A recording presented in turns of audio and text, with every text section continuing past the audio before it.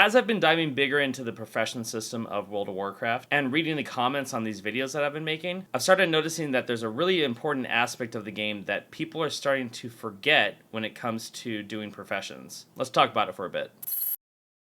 So there's one comment that made me start thinking about this whole thing. And it's this comment right here, which was off of my video talking about a certain shuffle that you can do with the auction house. And this user, Seth Rockwood, says, "This is useful if you are wanting to make gold semi-AFK, as in queue up 45 minutes worth of refining and walk away, but currently, you can make 50k plus per hour herbing and mining. This obviously won't last forever, but neither will the price on that higher tier herb." And in this video, I think we were using Erethror's Spear as an example. And this is where I started thinking about what this person is really focusing on. They're focusing on a better way to make more gold than the example I was using in the video. And most likely steering into what could be the best way to making gold. That may not have been their intention as the best way to make gold, but they were talking about a way to make more gold in the time that you have as compared to the example I was using in the video. But I think what was lacking here is the fact that maybe gathering herbs and mining ore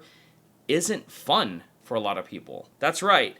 Sometimes a lot of things you do in the game isn't fun for a lot of people. And you can argue in saying that making that amount of gold is fun regardless of how you do it. And if you don't care, then great, good for you. Go get a drink and have a fantastic day. But to be honest, I'm not looking for the most proficient way to make gold. I'm making videos on different ways you can make gold that's fun for you. I find shuffling to be a very, very fun way to do professions. And I find that I could spend all day in the auction house just buying materials, crafting things, disenchanting them and selling those, or doing some other kind of flip. But the idea of going out for an hour and picking up herbs and mining ore, the only fun thing that comes from that is getting a material that's in a gold tier. That's it, and that's not going to happen every single time. In the end, we're all chasing that dopamine rush. Whether you agree with that or not, that's what we're doing when we play video games. And if that dopamine hit is not getting to you, then you're not having fun, and if you're not having fun, then what's the point? I guess I find it funny that everyone's just looking for the best way to make a lot of gold, and they really don't care about the enjoyment of doing it. And because there is a bit of work that needs to be done in order to make gold in the game, it's almost as if you can relate this to a real-world job. And if that's the case, people here are saying, what job earns me the most amount of money? I don't care what I have to do in that job, I just want that money. In reality,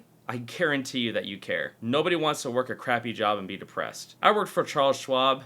I know exactly how that feels. And the same goes with professions. If there's an aspect within professions that you don't like doing, but that part of professions makes you a ton of gold, then is it really worth your time doing that thing that's going to make you a ton of gold, but you're not having fun doing it? Anyways, I had a pretty rough day yesterday leading into today, and this made me think a little bit about professions and the comments you guys are sharing, because I think a lot of people aren't thinking outside of the box. Like this one, just use Sky Golem and skip the botany trash. And that's in regards to maxing out botany so that you can farm herbs without getting off your mount. This is a really, really good example. Well, when I read this comment and checked, there were only 2 Sky Golems on the auction house, and they were around 70,000 gold a piece. Which, yeah, you could earn 70,000 gold and buy it, and then you could fly around and gather herbs and everything would be fine. You don't have to dismount, you don't have to spec into botany. But then you're losing out on the deftness, perception, and finesse. And those things do add up. Anyways, these are just thoughts that I had. If you guys want to comment, go ahead. I may or may not read these comments on this video. But other than that, I'll see you guys in the next one.